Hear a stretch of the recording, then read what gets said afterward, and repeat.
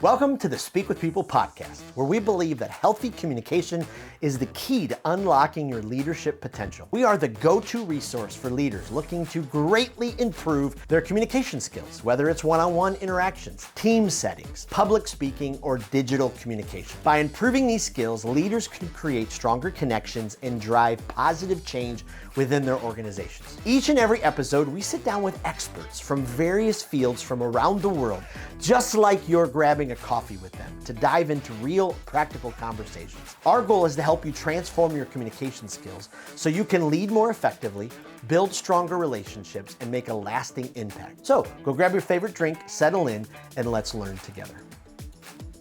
Well, how do you move from simply managing people to actually inspiring them? Have you ever felt like your team hears you, but maybe isn't motivated by you? Have you recently moved into a middle management position and now you're overseeing people and you're trying to figure out how to let go, but then also let them lead? Have you figured out how to communicate as you've kind of grown with an organization throughout the years? Well, you are in for a treat on this Speak with People podcast episode. We're diving into some of those exact challenges with a leader who's been in the trenches for, I don't want to say a long time because, you're obviously not old, but my guest, Alex Sarafianos, is a senior sales executive, over 30 years of experience with high performing teams in the financial services. He is an incredible leader, been on the front lines using communication to inspire, to retain, to elevate the people he leads. And so we're going to dive into this conversation and talk all things communication, talk all things leadership, and absolutely cannot wait. Alex, what an honor. Thank you so much for being on the podcast. Jason, thanks for the invite. I appreciate it. And I'd never mentioned as well, and I'll do this publicly. Hopefully it doesn't embarrass you, but last year, I think I was speaking for some event. Oh, a tax collector event here in Florida.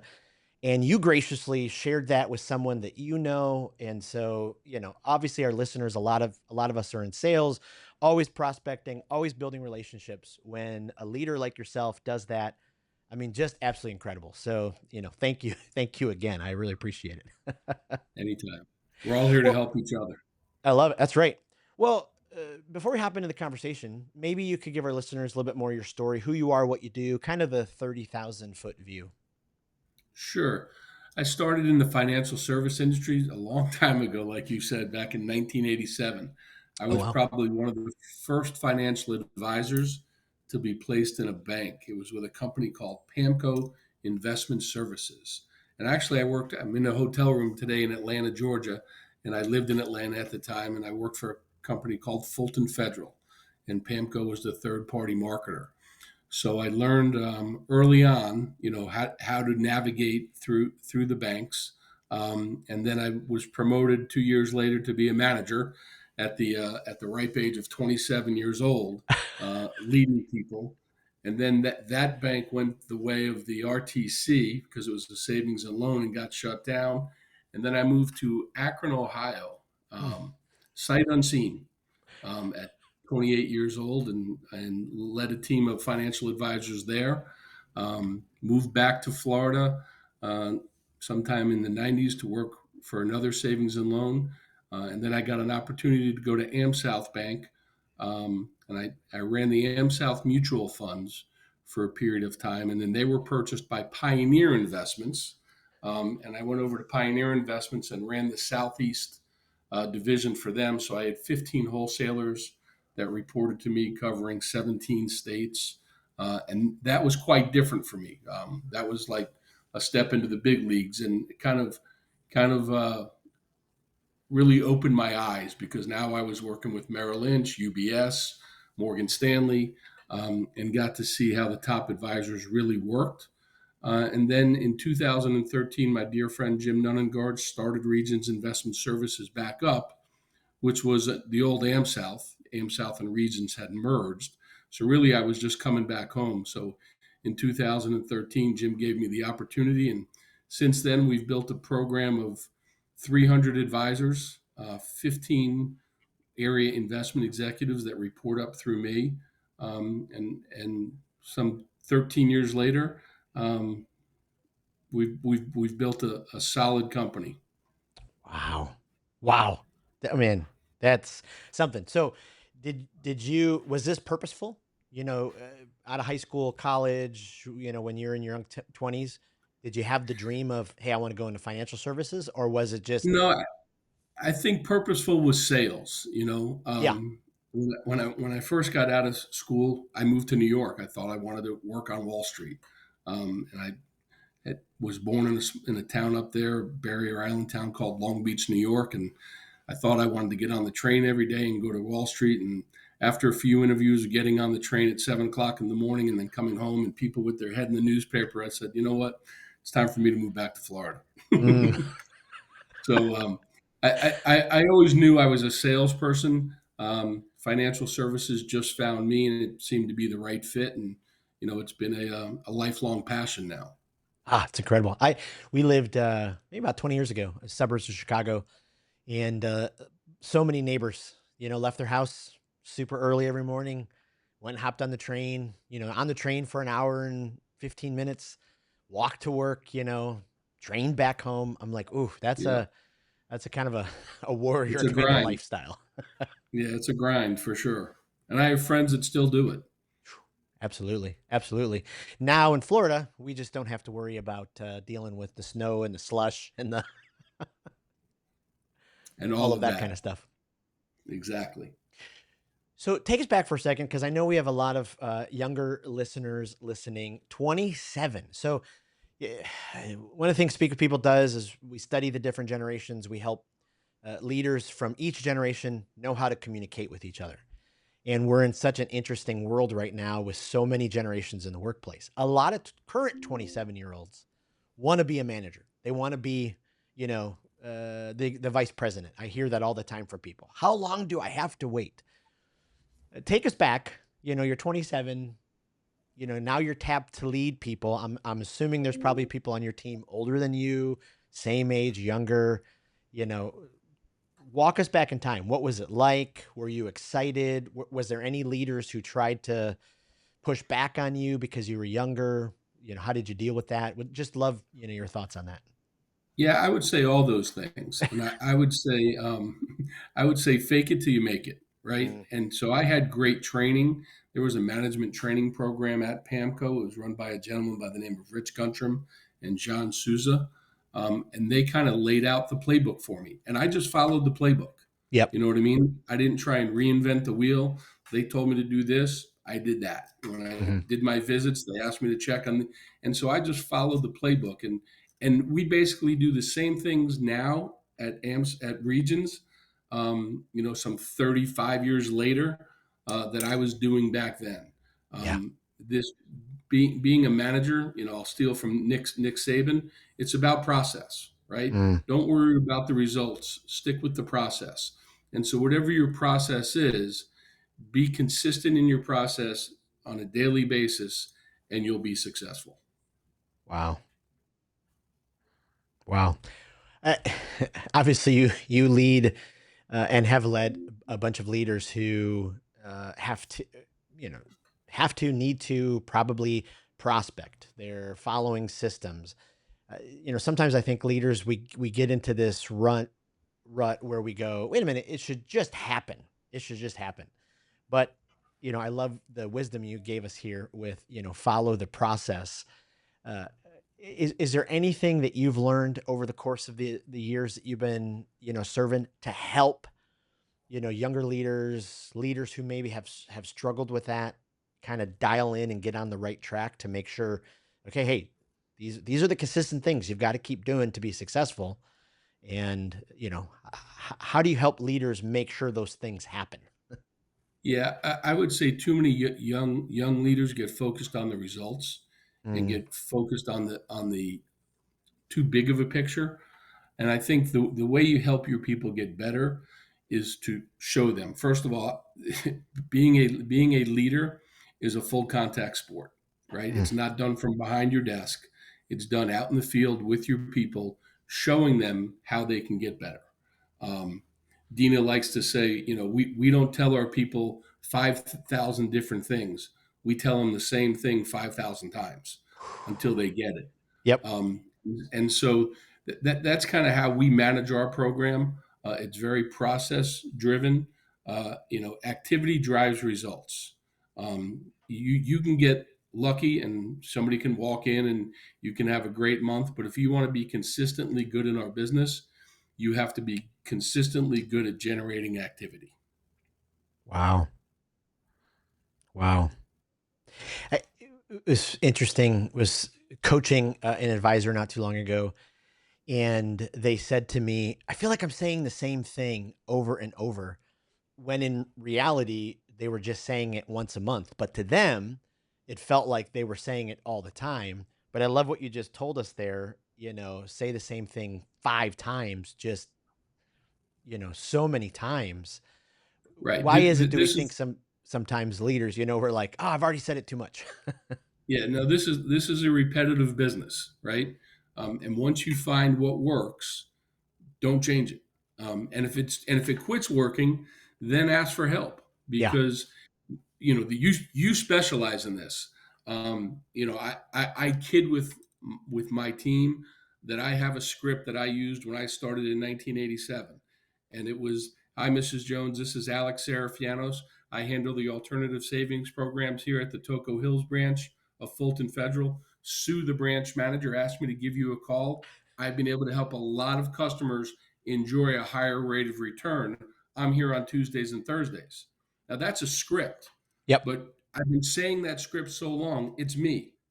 You know what I mean? And the Yeah. words in there, right? Sue asked me to call, right? So the branch manager asked me to call, and I've been able to help a lot of customers enjoy a higher rate of return. So there are customers in their branch that are getting something that I'm not. So it's the words, that you use, and sometimes you can just be saying one or two wrong words, whether it's on the phone, whether it's when you're face to face with a customer, that can just, send it down the wrong rail. So it's always good to get feedback and have people listen to you, whether it's on the phone or with your face to face appointments. Oh, goodness, I love that. And I love that it's still fresh, because once we learn those powerful stories, those powerful scripts, they just become a part of us. And then, we're able to, use them throughout the years. Uh, I love taking us way back in your journey. One of the first financial advisors in a bank, uh, Dan Cianci very well. He came to me and was like, "Hey, what if we do a webcast about, helping the referrals inside the bank?" And, at first glance, it's like, wait a minute, should they need help? And you think about all different sorts of teams and how important communication is. And like you talked about already, vision leaks. And so that's why we have to keep saying it. So how important it is, even before, we go out and we're telling somebody else, but even internally as a team, we continue communicating with each other. Everybody knows what each other does, those kind of things. Walk us through that. Yeah, so we actually have, we call it a cadence to our communication. Um, so it's top down and it's bottom up. So Mm. at the end of every week, or every day, our financial advisors are in the branches doing huddles, right? So that's when everyone gets together in the morning or the afternoon, and we kind of do a little pep talk, a little education. And then at the end of the week, every one of our financial advisors sends a recap out to their branches, to their team. "Hey, thanks for the referrals. Mm. Susie led the way. We generated X amount of revenue. We were able to help X amount of customers." And that communication and that recap is done on a weekly basis. We copy everybody in the branch, the CBMs, so everyone kind of has a picture in their mind what's going on in these pocket of branches. We do that all the time. My managers send out a daily communication to their team every single day, just a recognition email and maybe some educational piece in there as well. I send out a weekly recap to the team and a monthly recap to the team. And then my boss, Brandon, sends a monthly recap out to the whole organization. So we have a cadence of communication that's done repetitively, consistently, so people know that this is what's going on with Regions Investment Services. we have to be our own best cheerleader in the bank. The bank has a lot of things that they Yep. have to do. Yep. They have to loan money. They have to open checking accounts. They have to garner new households, and we're somewhere down that list. But if we communicate and we earn shelf space, then we become more top of mind because we were the last thing they saw. So we Oh, have a cadence to our communication that's pretty well thought out. whoa. And it's interesting if you look at companies, organizations who, as you research them, are struggling over time. Typically, I remember when I was working on MBA, researching a couple of these kind of companies, you can see a breakdown in that cadence of communication that they used to do it. And then all of a sudden it was like, okay, we got busy and then this stopped and then this part stopped and then nobody knows what's going on anymore. And so you already said earlier, leadership's a full contact sport. Like it's up to the leader to model that type of communication. Oh, so Right. good. And so we do it everywhere. It's not Yep. like 13 of my areas do it and 2 don't. All 15 areas do it on a daily basis. And it helps. I mean, we Yeah. know it helps. Yeah. Wow. Boy, that's powerful, and especially for young leaders listening. I mean, if they want to get a competitive advantage, stay top of mind with their leaders, communication leads the way. And so, talk to us a bit about any specifics that you think through when you're about to communicate to your team. Are there any, you know, Alex's rules that you follow when you're sending out communication, whether it's email, whether it's, a team meeting or a video or any of that kind of stuff? I would say that I always try to get them to think bigger. Mm, Um, there's always some type of motivation in my communication, but there's also getting them to think in a different way. If we would do this or if we would do that, how one of the things I always say to my team is how good can we be? We're really good. We're at 111% goal. We're growing double digits year over year. But how good could we be if everybody was hitting their stride at the same time? So I'm always challenging the team to be wow. better. Wow. So people love vulnerability. They lean in when a leader's like, "Hey, 100% of the time I don't do it the right way." Was there a moment, stands out in your 35 years where, oof, yeah, you dropped the ball, you missed something communication wise, leadership wise, that taught you a very very valuable lesson? Yeah, I think that not everybody wants to hear your message. Mm, Especially when you're dealing with, you know, like I have 300 advisors that are on our team, 15 managers that are on our team. Not everybody wants to hear that positive message all the time. Sometimes you could strike somebody the wrong way, and I've gotten certain feedback that it hurt, and I always just say to myself, if I can impact one person with my message for the day, then I've done my job. yep. And if it impacts somebody wrong, Jason, I've been doing this long enough to realize I'm not going to make everybody happy, Yeah. and I can't be everything to everyone. So I just try to be me and do things the best way that I can. And like I say to the team all the time, we just want you to be the best that you can be. Mm, You may look at it as we're nagging you, we're asking you to do something you don't want to do. The only reason we're asking you to do it is because we know it's going to help you become better, yeah. right? And we've gotten to the point now where we have a team that really buys into our vision, right? And that's important. We've created a culture over time where pretty much everybody buys in. We do a Gallup score, a Yep. Gallup engagement with our financial advisors, and like 95% of our advisors are engaged, actively engaged with us. So that means only 5% are not, right? Yeah. So that's pretty good. That means we've done a few things right along the way. And when you have everybody buying into the vision, excuse me, and wanting to get better, then good things happen. It just compounds on itself. Oh, absolutely. I was speaking with an investment manager a couple of weeks ago, and he was talking about, yeah, I've got this advisor who, if I say, hey, we need 2% more, he'll give one. It's like never, just you're always going to have, some of those team members. I mean, shoot, in baseball, you're in the Hall of Fame, getting 3.5 hits out of 10. So at Right. 95%, pretty good. Right. And listen, our average production over the last 4 years has, almost 5 years has almost doubled. Wow. I mean, we have a process that we follow. You may have heard it. Well, you've been out in our branches. We call it the 3 Bs, Yep. right? So we invest in our branch. We have to really invest in those relationships. Our consumer bankers are our number one partner. We invest in our book of business, which are our existing customers.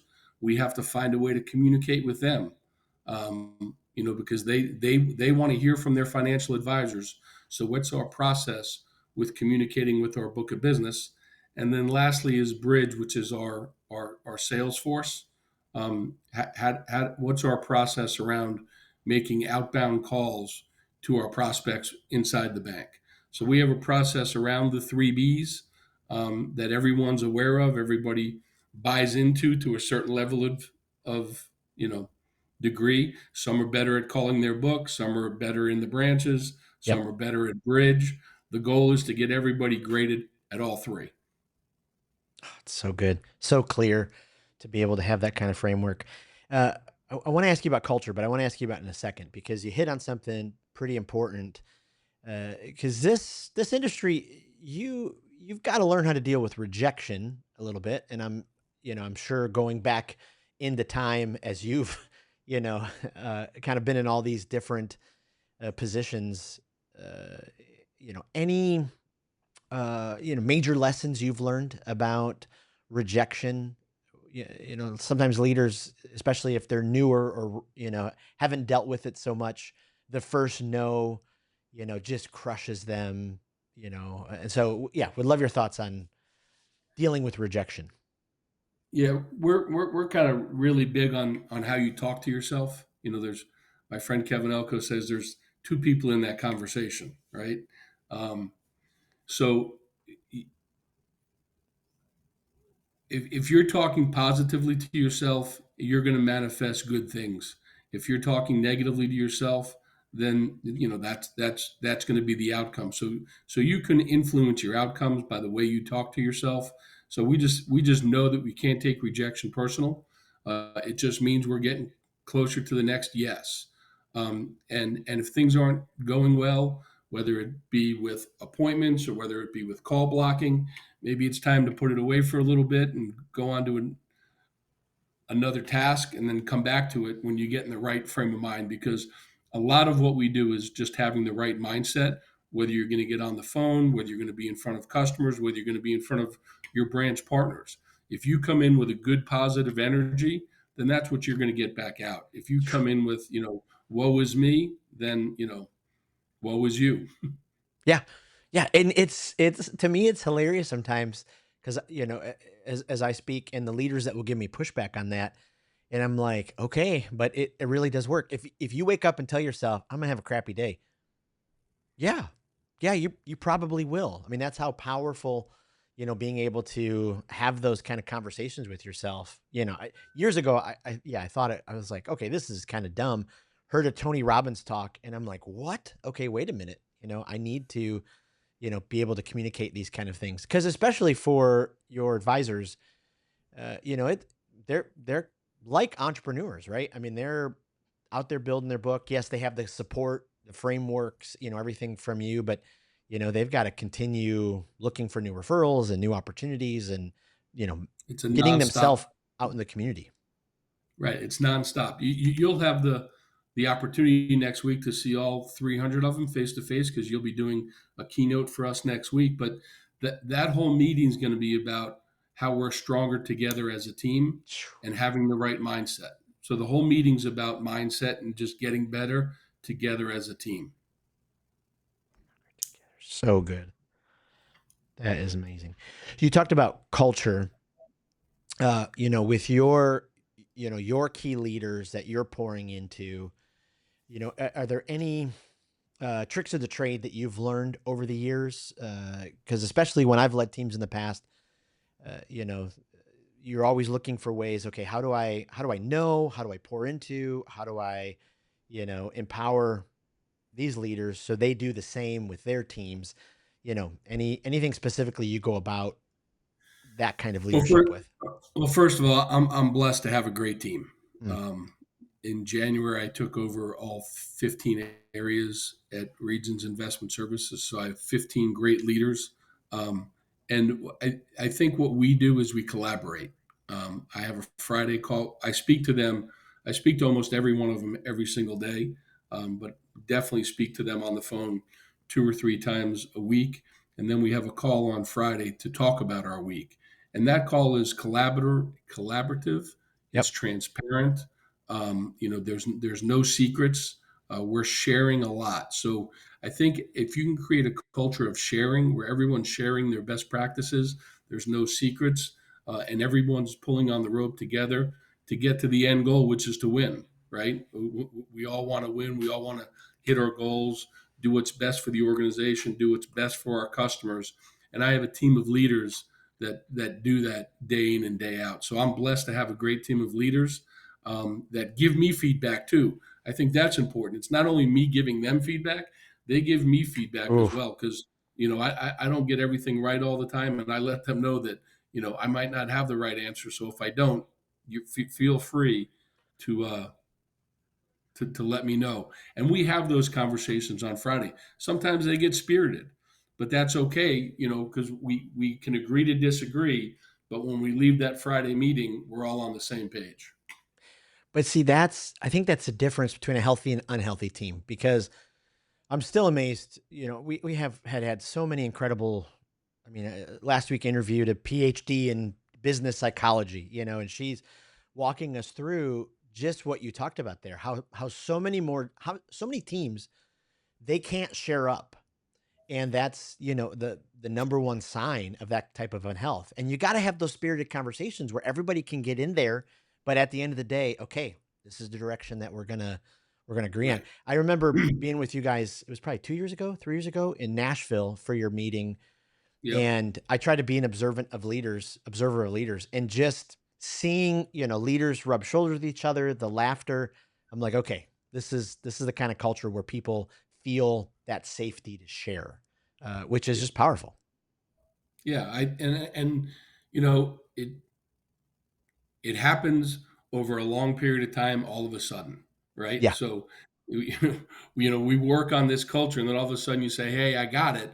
But once you get it, you have to continue to invest in it and continue to work on it, because as quickly as you can get it, you can lose it. yeah, yeah, yeah. Talk to me for a second about.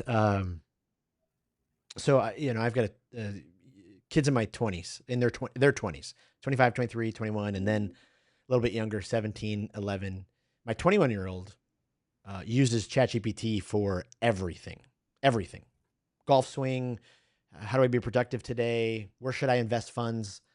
What as you guys lead the way in helping families provide for the future, where do you see some of this ChatGPT AI going?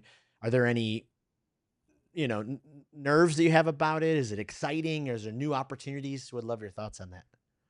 Yeah, I would say in the financial services industry, over the last 18 months, it's really come to the forefront. Mm. Cetera, who's our broker dealer, is working on some AI stuff. The bank has some AI stuff. I think both of them, the bank and Cetera, will be innovative followers. I don't know that we'll be on the cutting edge of it, but it's definitely going to have its place in the future. Um, I, I've used ChatGPT to check an email here or there, like how could I improve an email, and that's all I've used it for. But other people use it for a ton of things. I've seen some things. I was like, actually, someone did a podcast on ChatGPT, and I thought it was a real podcast. And I Yeah. asked about it. I said, "What podcast were you on?" They go, "It wasn't. It was just me being interviewed by ChatGPT." Yeah.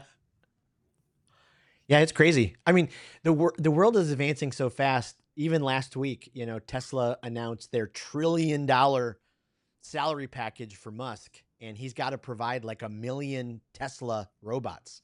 And it's like, okay, you know, I saw Terminator, like I'm a little nervous about this, but Right? no, it's just really fascinating to Yeah. see. Yeah. Well, we were just talking. I just got back from vacation, and these cruise ships that come into these terminals, and I was talking to somebody, and I said, I don't think the captain touches anything. I think it's all, you know, all done by a computer now, Yep. because they come into that dock so softly, you know. Yeah. No, absolutely. Absolutely. As you're coaching, as your team is coached, as you've learned throughout the years, a lot of our listeners, we're in the prospecting world, and it's this absolute balance, right? You want to stay top of, especially if you have an authentic desire to serve, help. You want to stay top of mind with people, but then on the other hand, you don't want to be too forceful. You don't want to get to the place where they just tell you, "Okay, enough already." How do you find that balance? Especially with prospecting, especially with reaching out to new people. Any advice you'd give leaders? Yeah, so it's interesting. I have one financial advisor that calls every single lead that he gets, Mm. right? He just needs a name and phone number and he'll call. And then you ask him, when do you stop calling? When they tell me to stop. That's when I stop. I stop when they tell me to stop. I have other financial advisors that'll call one time, they didn't answer. I left a message, they didn't call back. Um, when it comes to prospecting and talking about all the tools that we have at our disposal, so we have the phone, which is the the thing that makes us the most money. Pick up the telephone; it'll make you money. Yep. And then from the phone now, we also have, just like a doctor's office, we can send a text that says, "Hey, Mrs. Jones, I just left you a message. This is Alex Sarafianos at Regions Bank. The reason for my call is important, not urgent. Just give me a call back at your earliest convenience," and we send them a text. Then we can go into our marketing central and follow that up with a drip email campaign. So we have, three different ways that we can touch one prospect, within a 5-minute period of time. It's incredible. I was doing a training back in January in Minnesota. Drew the short end there, but great team from Satera. And I was talking about frequency of communication. And you can just, in the research, you can see just the trust goes up when there's more communication. And, I think people now are used to getting a text message, like the yep, doctor's office, like anything. Even if the yep, plumbers come to the house, you get a text message that says, "Hey, the plumber's a half hour out. He'll be there." So it's really cut down on our no shows of appointments. yep. Our financial advisors that use the tools to make them more efficient become more efficient. Mm. Yeah, absolutely. Absolutely. That's just powerful. One of those advisors at that meeting, I remember him saying though, he's like, "Hey, I've got, 297 clients. How am I supposed to, I mean, you talked about your 3 Bs, your book of business, your second B. How am I supposed to stay top of mind with, 300?" And so, maybe speak to that for a second, with some of your advisors who have more clients, how do you, have some type of strategy to make sure they're receiving something from you? Yeah, so I would say it's not something that we've perfected, but Yeah. it's something that we're consistently working on. So one of the ways that we do it is by segmenting our book, right? Certain clients get touched more than others. Some prefer a phone call, some are fine with an email.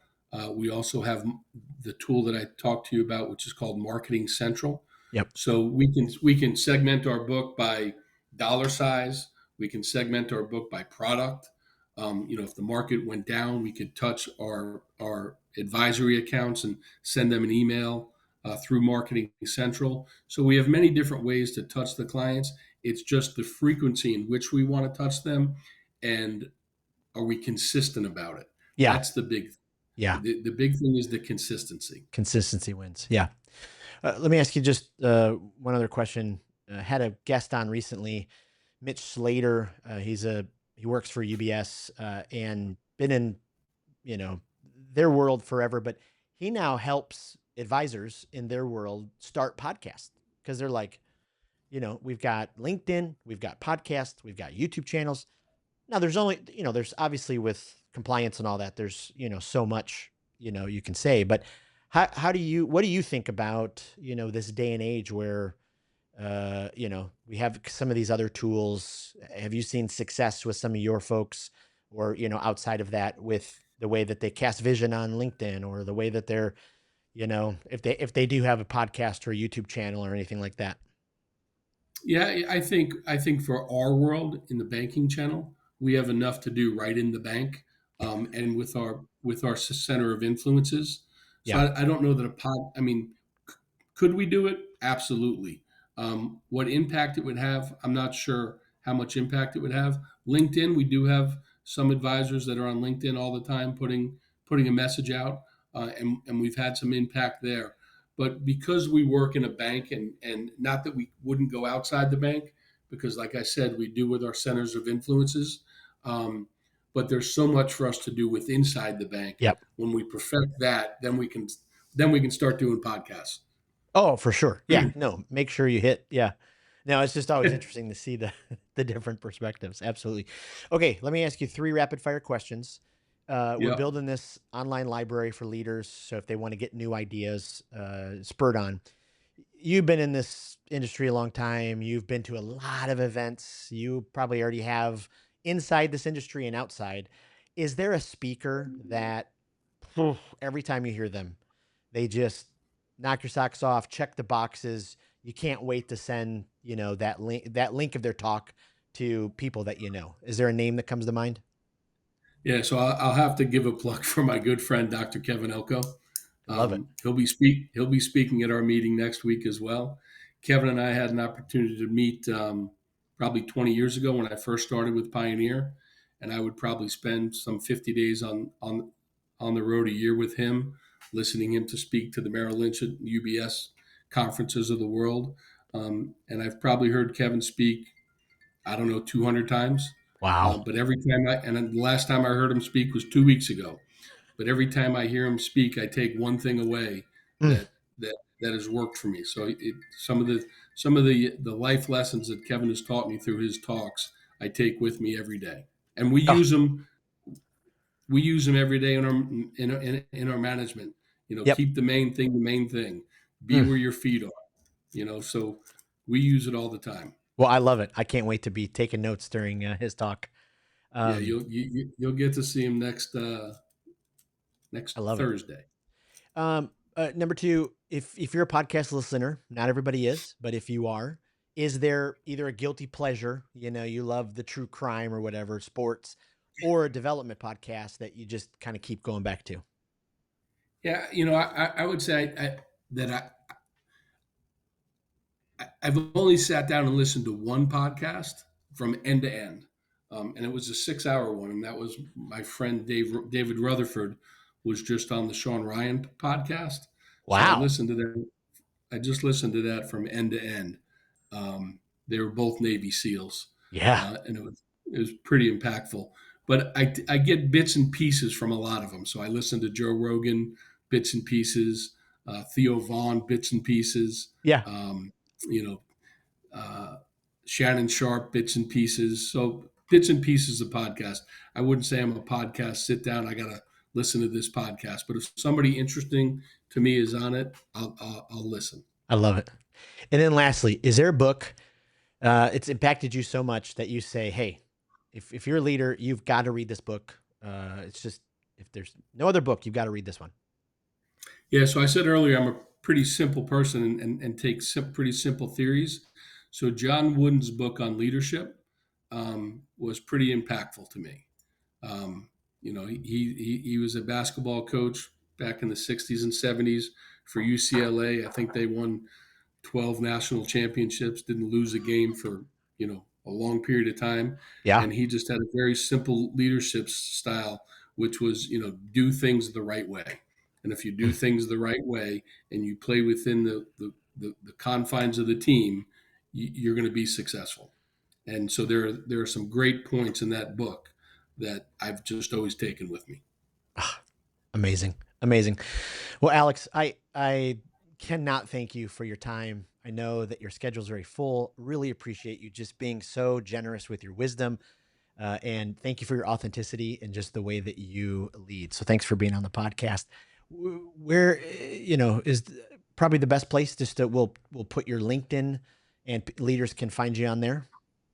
Yep. Just touch base with me on LinkedIn. I'll be happy to respond to any questions anybody might have. Wonderful. Well, thank you again. Thanks, Jason. Thanks for tuning in to today's episode of the Speak with People podcast. It means the world to us when you share this episode. Thanks for liking, subscribing, or following the podcast. That really does help the podcast get into more ears and into more leaders listening. Also, don't forget, we have 2 exciting resources for you. The first is go to Facebook and join the Speakers Group. This is a community designed for leaders who want to grow their communication skills. Also, go to speakwithpeople.com/skills library to access the Communication Skills Library. It is an online resource chock filled with resources that will inspire you and transform you and grow your communication skills. Thanks again for being a part of the listening community. We cannot wait for the next episode.